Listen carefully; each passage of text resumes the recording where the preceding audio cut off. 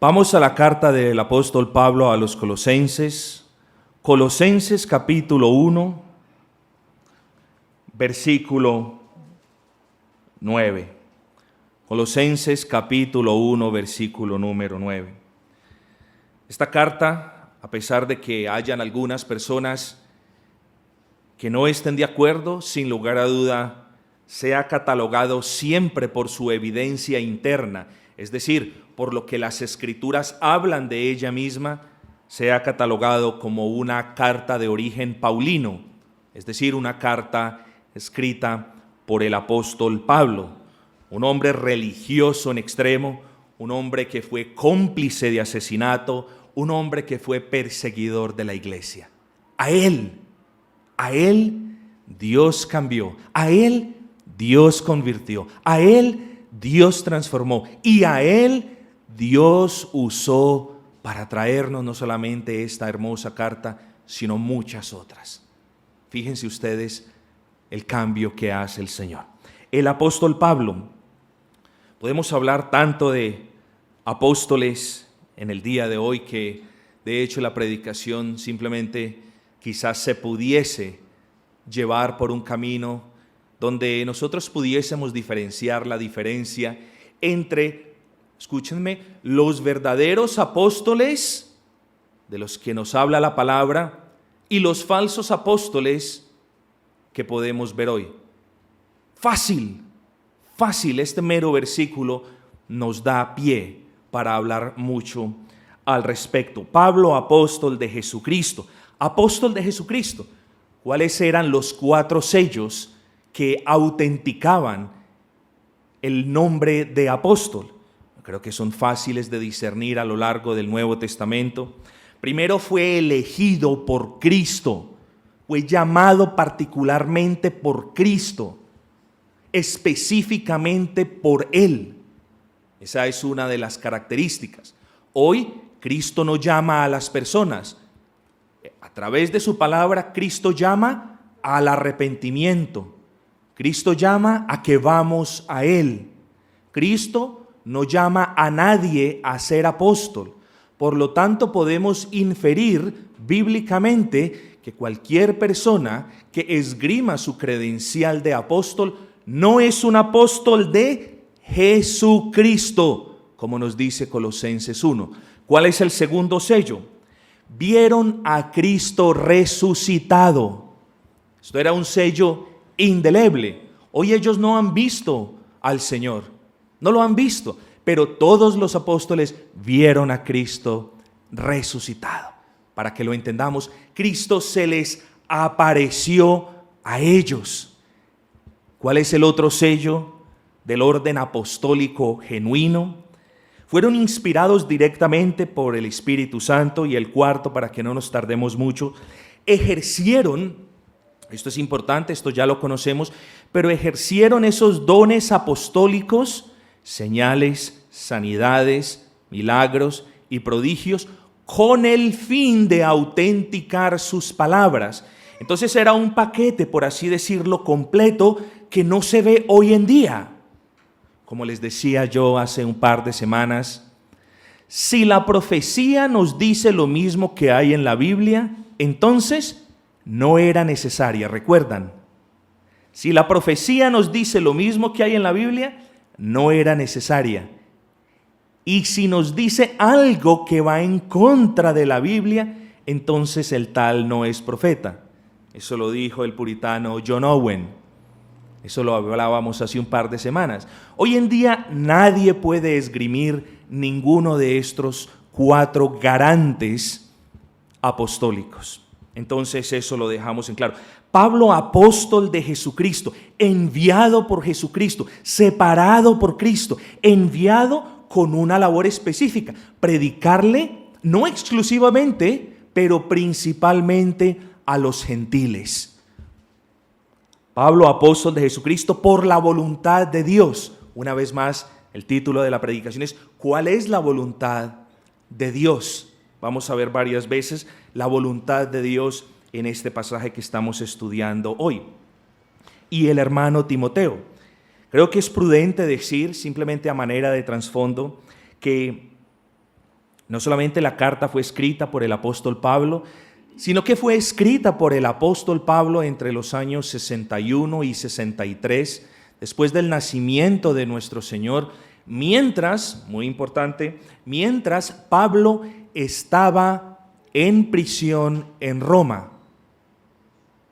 Esta es una carta que Pablo escribió desde la prisión, y a pesar de que estaba confinado o privado de su libertad, él tenía ciertas prebendas por la gracia del Señor, podía recibir visitas, podía atender a sus amigos. Entonces es algo hermoso, providencialmente se le permitió esto, atender visitas, y esta carta, por así decirlo, nace de una visita de Epafras.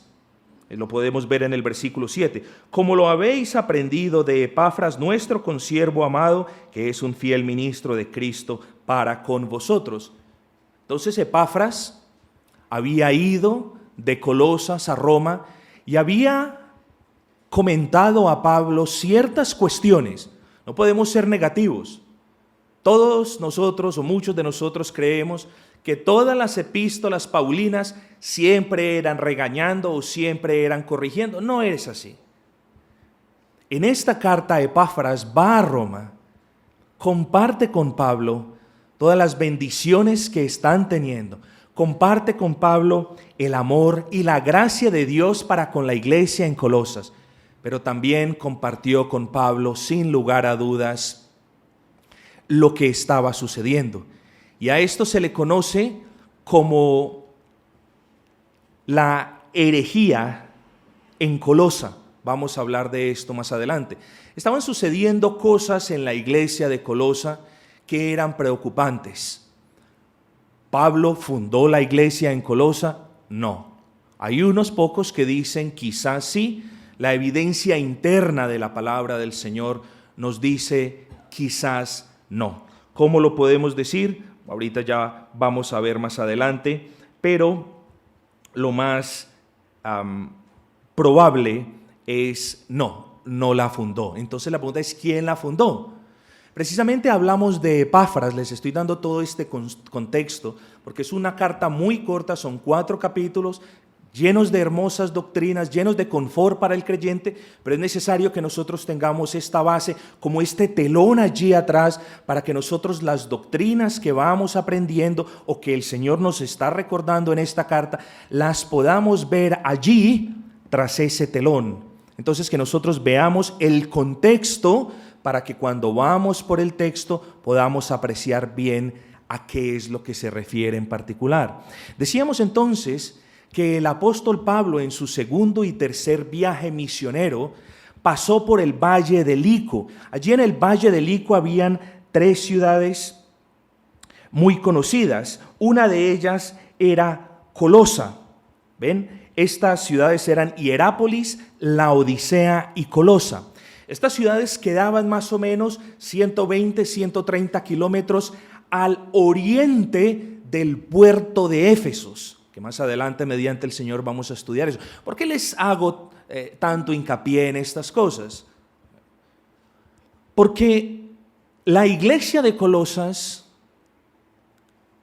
creemos nosotros, fue fundada por Epafras, pero Epafras venía quizás de Éfesos.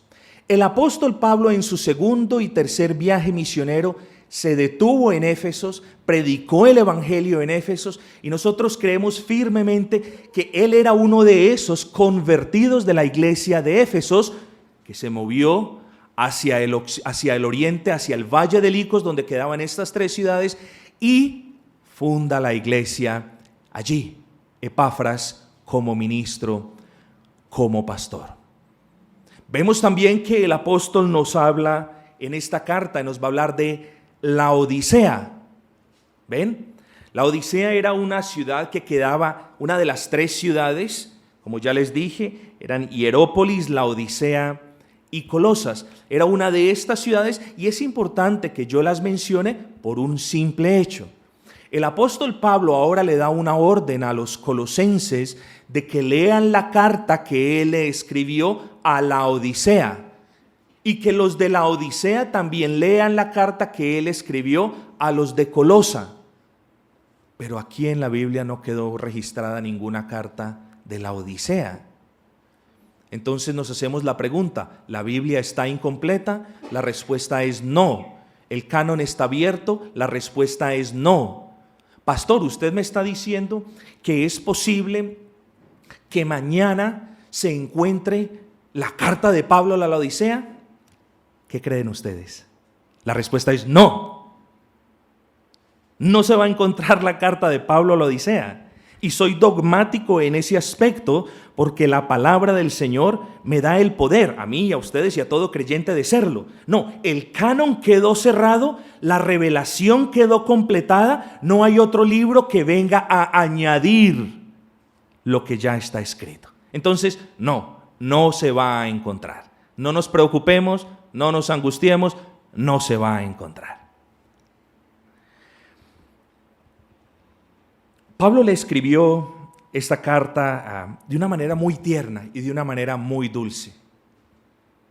Es una manera de escribir de Pablo hermosa, y yo estoy seguro, queridos amigos y hermanos, que nos vamos a deleitar no solamente con esta carta, sino de ahora en adelante con los escritos paulinos. Obviamente, no perdamos de vista, son escritos inspirados por el Señor. Habían básicamente, para entrar en materia, 4 herejías. ¿Cuál fue el propósito de esta carta? Hemos hablado de su autor, hemos hablado del contexto, hemos hablado un poco acerca de los motivos, pero ¿cuál en sí era el motivo por el cual el apóstol Pablo escribía esta carta?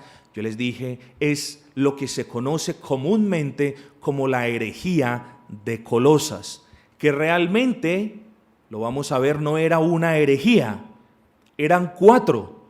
Eran 4 problemas que quizás había allí en Colosas. El primero era la filosofía. El segundo era el ceremonialismo judaico. El tercero era el ascetismo, o la creencia de que somos agradables a Dios, no dándole a la carne cuestiones como el sueño, el alimento o el descanso. Estas personas creían que no durmiendo, no descansando, no comiendo, entonces era no toquéis, no hagáis, no descanséis, no comáis. Esto es el ascetismo. Estas personas creían que haciendo estas cosas, o mejor, dejando de hacer estas cosas, ganábamos el favor del Ser Supremo. Este era el ascetismo. Y en cuarto punto encontramos la adoración a los ángeles.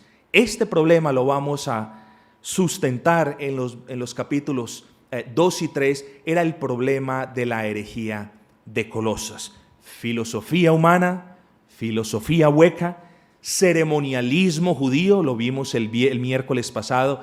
Nosotros los creyentes no estamos más bajo la ley ceremonial.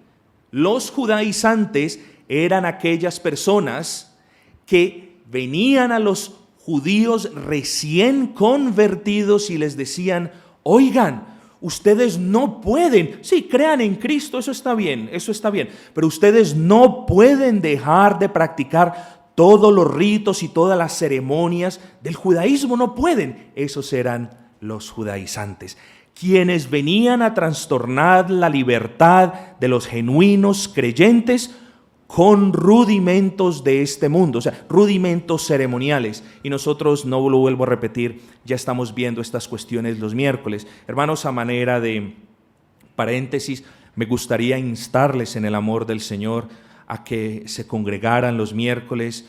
Son estudios muy importantes, y miren que estamos en estas cartas de Pablo, ya comenzamos a hablar rápido y muchas veces acerca de la ley. ¿Qué es la ley? ¿Qué hace la ley? Y eso lo estamos estudiando los miércoles, o sea que valga la pena hacer la aclaración al respecto. Entonces tenemos estos 4 problemas, y en la posición número 4 teníamos la adoración a los ángeles, este gnosticismo, esta manía de adorar a otros seres. Entonces, hermanos, era una situación que Epafras le comentó a Pablo, y que Pablo, de una manera hermosa, cuidadosa, se dirige a los colosenses en el amor del Señor, comendando, resaltando su amor por los santos, pero también en el capítulo 2 y 3 tocando estos puntos, hermanos. Cuando una falacia es tocada dentro de la iglesia, el pastor debe intervenir de ipso facto. No se sorprendan si yo me le acerco a alguno de ustedes y le digo: hermano, por favor, ¿qué es lo que estás hablando o diciendo?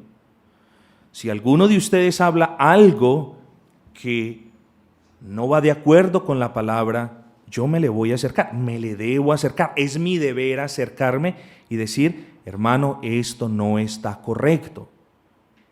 ¿Por qué lo digo? Porque el apóstol Pablo escribió esta carta con amor para corregirlos, pero también para sacar de en medio de la iglesia toda herejía o toda falsa enseñanza. Versículo número 2, a los santos, a ellos va dirigida la carta. A los santos y fieles hermanos en Cristo que están en Colosas. Hermanos, los santos y fieles hermanos. Esos son los miembros de la iglesia de Colosa. Se refiere a ellos como santos y como fieles. Así debemos ser todos nosotros los que somos parte del cuerpo de Cristo. Santos y fieles. Santos no significa perfecto. Santos significa apartado. Santos no significa perfecto. Santos significa cada día más alejarse de los pecados y de la vanagloria de este mundo y acercarse más a Cristo. Santos no significa perfecto. Ser santo significa mortificar la carne para que el Espíritu reine, viva, domine, ejerza el control. La santidad es una obra de Dios, sin lugar a dudas, en la cual nosotros participamos de manera activa y somos responsables. Es un hermoso misterio. Santo se le llama a todo aquel miembro de la iglesia de Cristo. Fiel, comprometido, fiel, que solo tiene un amor, fiel, que solo tiene un deseo. Un creyente en una iglesia es santo y es fiel. Está apartado del mundo, se está alejando del mundo, está caminando hacia Cristo todos los días tras las huellas de Cristo, pero el creyente también es alguien fiel, tiene un solo amor, Cristo. Los santos de Colosas tenían un solo amor y era Cristo. Estaban aprendiendo, sí, como ustedes. Se equivocaban, sí, como todos nosotros, pero éramos fieles, teníamos un solo amor. No adorábamos a ángeles, no adorábamos a otras personas, queremos nosotros tener un solo amor. Ese es lo que marca la fidelidad. En Colosas eran santos y fieles. Hermanos, la membresía de una iglesia de verdad cristocéntrica, se los explicaba alguna vez, la membresía no es una membresía de todas las personas que asisten. No. El cuerpo de Cristo no se forma por los que profesan y por los convertidos. El cuerpo de Cristo solo lo constituyen los santos y los fieles. El cuerpo de Cristo lo constituyen quienes en verdad han sido regenerados, cambiados, justificados, adoptados. Eso conforma el cuerpo de Cristo. Gracia y paz. Amigos, una vez más, gracia y paz le dice Pablo a los colosenses, y gracia y paz nos dice el Señor por medio de esta carta a nosotros. Pastor, ¿por qué a nosotros? Amados hermanos, cuando nosotros estemos leyendo la Biblia, debemos hacernos varias preguntas. Debemos hacernos las preguntas: ¿a quién está dirigida? Esa es una de las preguntas que siempre nos debemos hacer. Aquí podemos ver claramente, versículo 2, a los santos y fieles hermanos en Cristo. ¿Ven? Y más adelante vemos la orden de Pablo de que esta carta fuese compartida con los hermanos de la Odisea. Esta es una carta para todos los creyentes en todas las épocas. Es una carta para nosotros como iglesia el día de hoy. Y el Señor nos dice, gracia y paz. ¿Por qué el Señor nos dice gracia y paz? El apóstol Pablo dice, gracia y paz sean a vosotros, de parte mía, de parte del hermano Timoteo. No, gracia y paz de Dios nuestro Padre y del Señor Jesucristo. Gracia y paz.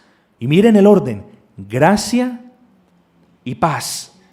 Amigos, creo que vivimos en un mundo que está empecinado en buscar la paz. De hecho, nosotros en el país deseamos, anhelamos la paz, y eso es un deseo totalmente legítimo. Si se consolida o no es otra cuestión que no vale la pena hablarla desde el púlpito. Pero gracia y paz. Estamos en un mundo que quiere la paz, o aparentemente eso desea. Las personas están buscando la paz de cualquier manera, a través del yoga, a través de la meditación trascendental, a través de las religiones. Estos la estaban buscando a través de la adoración de los ángeles, a través del ascetismo, a través del ceremonialismo. Estaban buscando paz en sus corazones. Gracia y paz.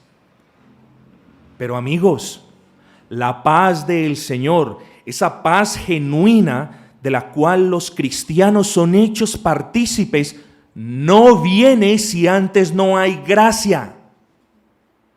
Si antes no hay gracia, no puede haber paz. Si Dios no derrama su gracia sobre nosotros, nosotros no podemos tener paz con Dios. Si Dios no nos hace partícipes de su favor inmerecido, nosotros no podemos tener la reconciliación con Dios. Gracia y paz. Paz, paz, pero el Señor ya había derramado su gracia. ¿Qué buscas tú cuando vienes a la iglesia? ¿Qué buscas tú cuando vienes a la iglesia? Hay personas que buscan diferentes cosas. Hay unos que buscan milagros, otros buscan señales, otros buscan sentirse bien en la carne. Me enteraba que no hace mucho tiempo una persona asistió a una iglesia y dijo, esto es voluntad de Dios quedarme en esta iglesia porque me sentí bien. Hermanos, en las iglesias nadie se queda o nadie se debe quedar por sentirse bien o no sentirse bien. En la iglesia uno se queda porque es o no es convencido por el Espíritu Santo que en ese lugar se está exaltando a Cristo, se está promulgando la doctrina bíblica y se está levantando a Cristo y solo a Cristo como único camino para llegar a Dios. Si el Espíritu Santo te convence de eso, gloria al Señor, pero no apeles a tus sentidos, no apeles a lo que veas. No apeles a lo que escuches, bueno, excepto de lo que se habla desde el púlpito. No apeles a lo que tú sientas. Si tú ves que un hermano no te saludó, no digas, esta no es mi iglesia. Si tú ves que no sientes muchos cosquilleos como los sentías en la iglesia carismática, no digas, aquí no está el Espíritu. No apeles a los sentidos para decir, esta es una iglesia bíblica o esta no es una iglesia bíblica. Amigos, gracia y paz. ¿Qué vienes? Otros que vienen buscando paz, otros quieren tener la paz con el Señor, otros llevan unas vidas agitadas, problemas en casa, problemas trágicos, tremendos, y quieren venir a la iglesia como un refugio para tener paz. Otros vienen para dormir. Seguramente, de verdad, quizás no tengan mucha paz en casa y vienen a dormir. Vienen a buscar la paz, aunque sea por 40 minutos, aquí en la iglesia. Y están bienvenidos a hacerlo, no les voy a decir que no. No puedo decirles que no. Entonces, ¿qué vienes a buscar a la iglesia? ¿Paz? Sí, pero antes de tener la paz, cerciórate de que en tu corazón exista la gracia. Antes de buscar la paz, cerciórate de que la gracia haya penetrado en ese corazón y lo haya cambiado. Porque si así ha sido, entonces tú has sido reconciliado con Dios. No estás en más enemistad con el Señor. El Señor te ha dado paz. El Señor te ha reconciliado con sí mismo a través de la gracia de Cristo.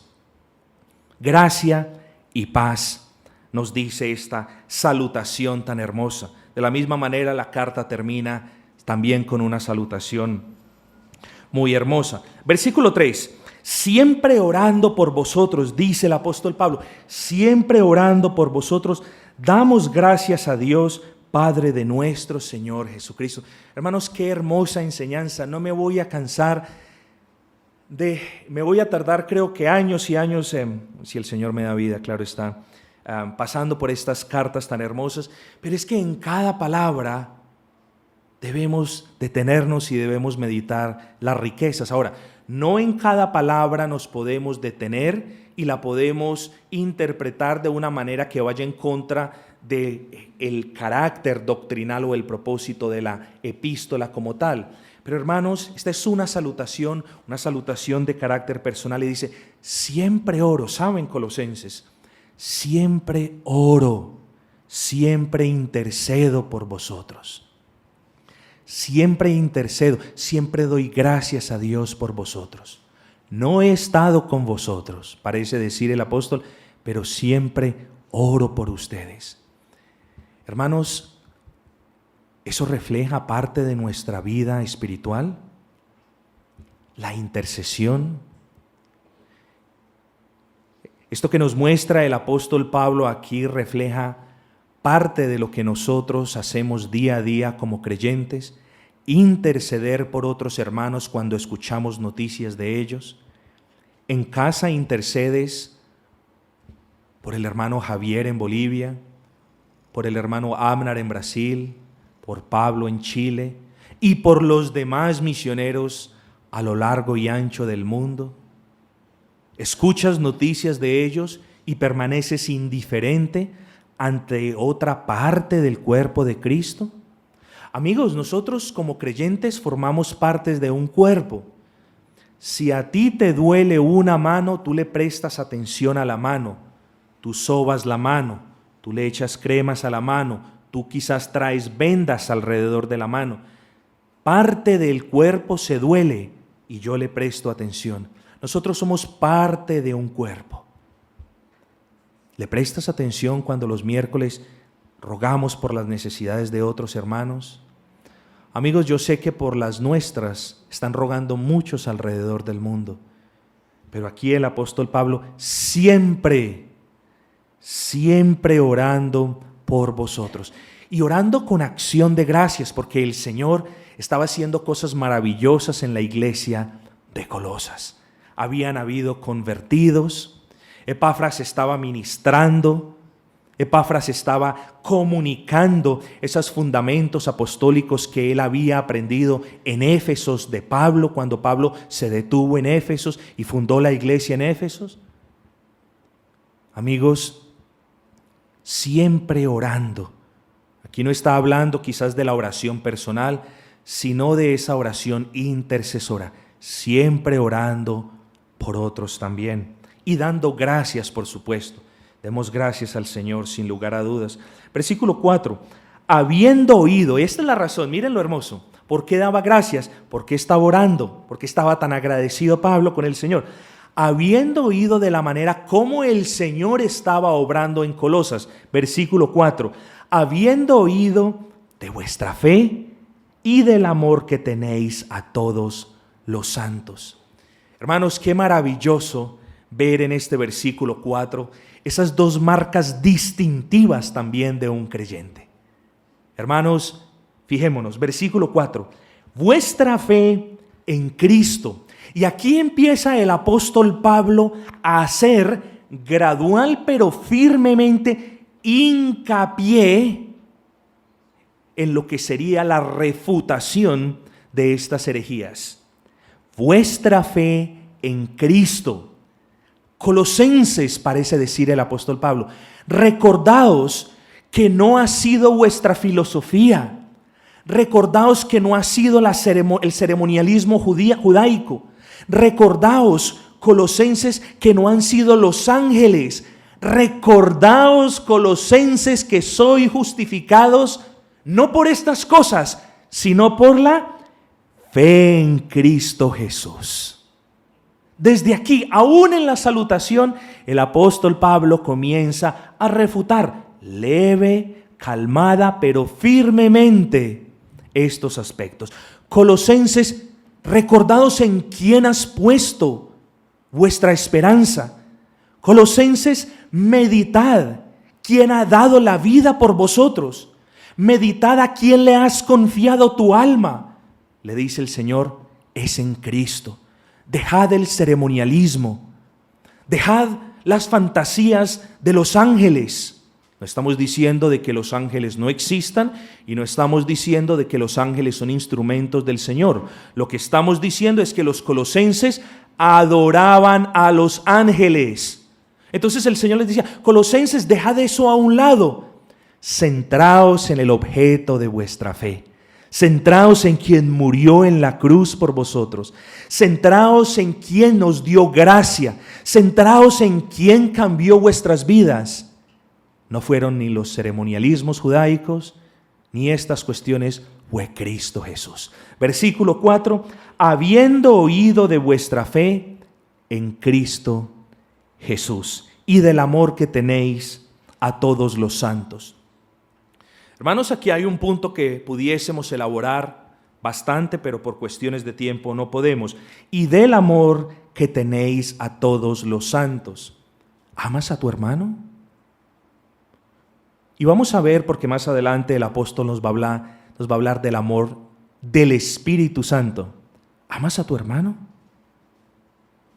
¿O estás refunfuñando detrás del hermano diciendo, ese no me saluda, ese me mira, ese no me mira, ese que se puso, ese que no se puso, eso esto, eso lo otro? No nos enfoquemos en esas cosas. Porque hazte esta pregunta. En el caso hipotético de que Dios se fijara en esas mismas cosas mundanas en las cuales tú te estás fijando para justificarte de no amar al hermano, en ese caso hipotético, Dios te hubiese desechado a ti y a mí hace mucho tiempo. Ama a tu hermano por lo que es. ¿Tiene dinero? ¿No tiene dinero? Jamás, repito, jamás caigas en el grave pecado de hacer acepción de personas dentro del cuerpo de Cristo. Jamás. Si algún día yo me entero, y no es una amenaza, es una mera aplicación de la predicación, si algún día yo me entero de que hay acepción de personas, de que alguien ha sido humillado u ofendido por ser humilde, ese día tendremos tú y yo una conversación en privado seria que puede llevar hacia la disciplina. Porque si Cristo no hizo acepción de personas entre el pueblo de Israel y el pueblo gentil, entonces ¿por qué nosotros hacemos acepción de personas dentro de su cuerpo? ¿Qué autoridad tenemos para hacerla? No la tenemos. Amados, debemos amarnos los unos a los otros. Por lo que somos. ¿Qué somos? Santos. Somos santos. Hemos recibido la gracia de Dios. Hemos sido apartados por Él. Somos santos. Versículo número 5. Hermanos, pero hablando un poquito, se me pasó decirles esto simplemente, hablando un poquito de estas marcas distintivas del creyente, podemos decir, el creyente no solo tiene la fe en Cristo y ama a sus hermanos, sino también que, versículo 5, anhela la esperanza que os está guardada en los cielos. Miren lo hermoso. No solamente por la gracia del Señor tenemos fe en Cristo, la fe es gracia del Señor, no solamente nos podemos amar entre nosotros mismos, sino que esos santos, sino que esos redimidos, sino que esos fieles de la iglesia de Colosa y también nosotros, versículo 5, anhelan la esperanza que aún está guardada. Hermanos, qué hermoso. Hermanos, qué hermoso que nosotros no estemos anhelando las cosas que están en este mundo que no están guardadas. Qué hermoso que nosotros no estemos desesperados, nosotros al menos en esta iglesia. Qué hermoso que por la gracia del Señor nosotros no estemos anhelando el dinero. El dinero no está guardado, el dinero lo tenemos públicamente. Lo podemos adquirir, lo podemos comprar, vender, intercambiar. Las cosas materiales, lo mismo. No, el apóstol Pablo se refiere a esa esperanza que aún no ha sido manifestada, hermanos. ¿Cuál es esa esperanza? Esa esperanza es la vida eterna, el descanso eterno en Cristo Jesús. Esa esperanza, amigos, no es algo que se puede comercializar, comprar o vender. Esa esperanza que aún está guardada, ese tesoro que aún está guardada, es ese descanso en Cristo. Cuando nosotros, los santos de la iglesia del Señor, no tengamos que preocuparnos por carencias o por dificultades o por enfermedades o por dolores o por sufrimientos. Ese es el descanso eterno. Esa es la esperanza que los colosenses, junto con los filipenses, junto con los de Roma, juntos con los de Éfeso, juntos con la iglesia de Jerusalén, juntos con la iglesia universal de Cristo en todo el mundo, anhelan. En otras palabras, lo que les estoy diciendo es: amigos y hermanos, pongamos nuestro corazón en las cosas celestiales. Anhelemos esa esperanza que está guardada, esa esperanza que solo en Cristo podrá ser una realidad. ¿Por qué las iglesias de hoy buscan cosas que no están guardadas? ¿Por qué las iglesias de hoy buscan cosas de este mundo? ¿Por qué las iglesias de hoy buscan inventarse métodos de recoger dinero? Yo no voy a entrar en detalles. ¿Por qué las iglesias de hoy buscan métodos mundanos para atraer a las multitudes? ¿Por qué las iglesias de hoy enseñan la prosperidad? Son cosas que no están guardadas. No, el apóstol Pablo ruega a los colosenses: recordad vuestra fe en Cristo y recordad cuánto anhelan vosotros esa esperanza que está guardada en los cielos. Amigos, pero antes de esperanza es prudente hablar del juicio, porque yo tengo esperanza, tú tienes esperanza en ese descanso eterno, pero no nos podemos olvidar del juicio final de Dios sobre toda su creación. Cuando nosotros pensamos en que los santos, aún en vida, escúchenme bien, cuando tú mueras, lo dice la palabra, tú no te presentarás allí delante del trono del Señor y el Señor te dirá, culpable o inocente. No, eso no es así. Aquí en vida tú ya fuiste justificado. Y es muy importante que nosotros meditemos en esto. Tú no te presentarás al reino de los cielos mordiéndote las uñas y con un nerviosismo tremendo diciendo: ay, ¿cuál va a ser el veredicto? Señor, ¿ahora qué es lo que va a pasar? No, nosotros iremos a ese juicio gozosos porque ya pronto vendrá la esperanza que el Señor nos guardó. Nosotros pronto ya seremos receptores, beneficiarios de esa esperanza que el Señor nos guardó y que el Señor ganó en la cruz de Cristo. No en las cosas mundanas, no en las cosas materiales, sino como los colosenses, también aguardando y anhelando la esperanza que se nos guarda. ¿Dónde? Miren ustedes, esta es la prueba. ¿Dónde? En los cielos. No es en la tierra. ¿Por qué muchas personas buscan las cosas terrenales, amigos? ¿Por qué las iglesias promueven y buscan las cosas terrenales? No, hermanos. Se los digo a ustedes y se los digo a los amigos que nos ven por el internet. No, amigos. La iglesia de Colosas y la iglesia de Cristo busca, anhela esa esperanza que aún no se revela. Es decir, que se nos está guardada. ¿Dónde? ¿En la tierra? No, en el cielo, al lado de Cristo. Cuando tengamos comunión perfecta con Él, cuando no nos preocupemos de lo que nos hace falta o de nuestro pecado, porque no habrá más pecado allí, no aquí, allí. ¿Cuántas palabras no se predican hoy en día que no son evangelio? ¿Cuántas personas están hablando hoy en día en esta ciudad, en este país y alrededor del mundo? Cosas que no sean, vamos a utilizar el verdadero evangelio, cosas que no sean ideas, que no sean las buenas nuevas de Cristo para salvación. ¿Cuántas personas hoy simplemente especulen un poquitico nomás? ¿Cuántas personas hoy están siendo engañadas en las iglesias de esta ciudad y de este país y de lo largo y ancho de este globo terráqueo porque están escuchando promesas mundanas? Los colosenses, les dice Pablo, doy gracias a vosotros porque vosotros anheláis la esperanza que os está guardada en los cielos. ¿Pueden ver la diferencia?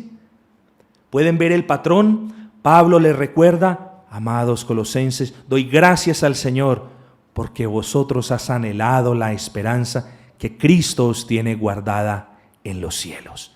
Pero el evangelio, finalizar el versículo 5, el evangelio, entre comillas, que predican muchos, tiene dos características. Uno, no promulga las cosas celestiales, no muestra las cosas celestiales, sino que insta, sino que tienta, sino que seduce a las cosas de este mundo.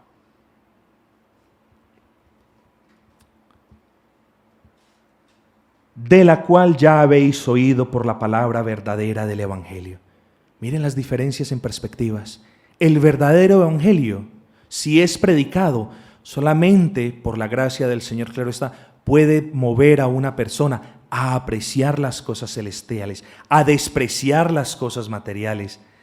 De la provisión que nosotros necesitemos, Dios se tomará cuidado de ello. No he visto a justo desamparado, ni su descendencia que mendigue pan. Centremos en las cosas celestiales, amigos, y demos gracias por la predicación del verdadero evangelio.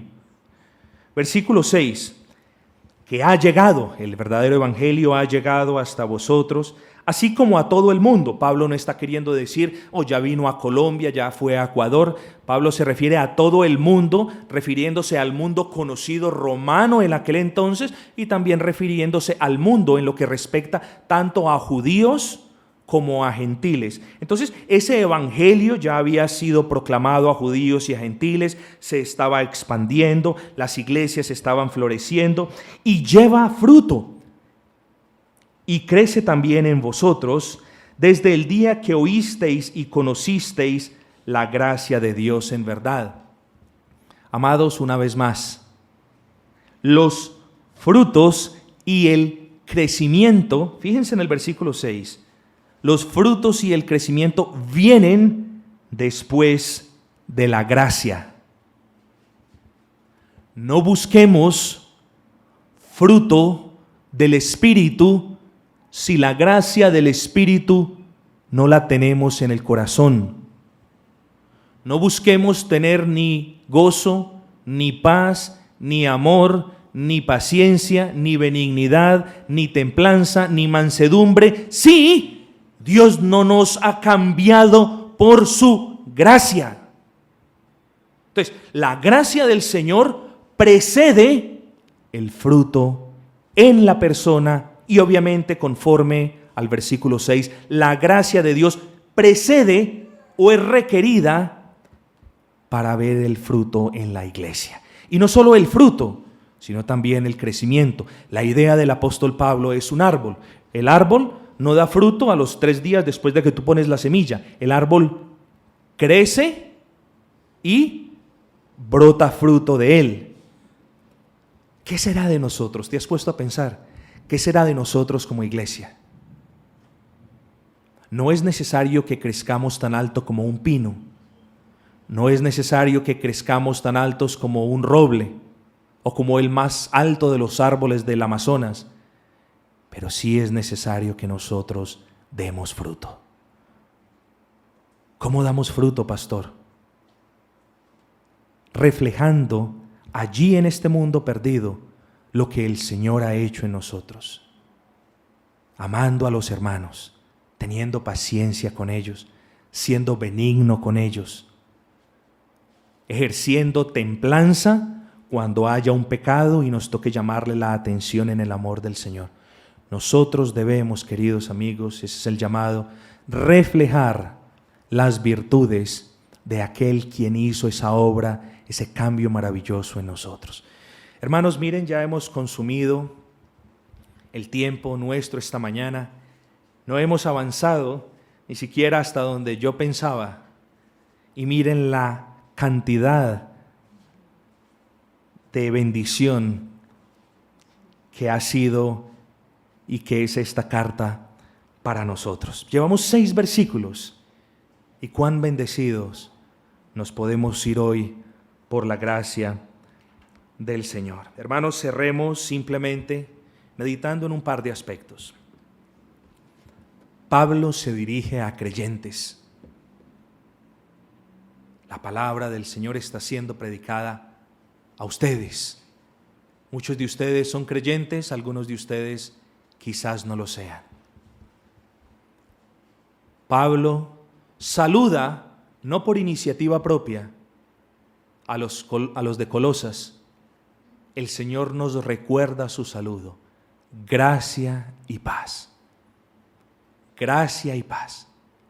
¿Quieres tener paz con el Señor?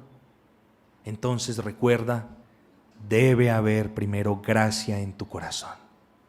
Gracia y paz, este magnífico saludo. Pablo nos recuerda nuestro deber de no solamente orar por nosotros, eso ya lo sabemos, pero de interceder por otros. También Pablo nos lo recuerda. Y Pablo, finalmente, inspirado, claro, por el Espíritu Santo, nos recuerda quizás lo más hermoso para el creyente, y es anhelar, versículo 5, anhelar esa esperanza que Cristo nos tiene allí en el cielo. No nos dejemos motivar, no nos dejemos engatusar, no nos dejemos seducir por las cosas que el diablo tiene para nosotros aquí en la tierra. Movámonos a apreciar ese tesoro eterno, ese regalo eterno, esa paz eterna que está en la persona de Cristo cuando estemos en su presencia, alabándole de continuo, sin preocuparnos por la enfermedad, sin preocuparnos por la escasez, sin preocuparnos por nada. Pero desde ahora, queridos amigos y hermanos, estemos anhelando esa esperanza que está guardada para ti en el cielo. Amén.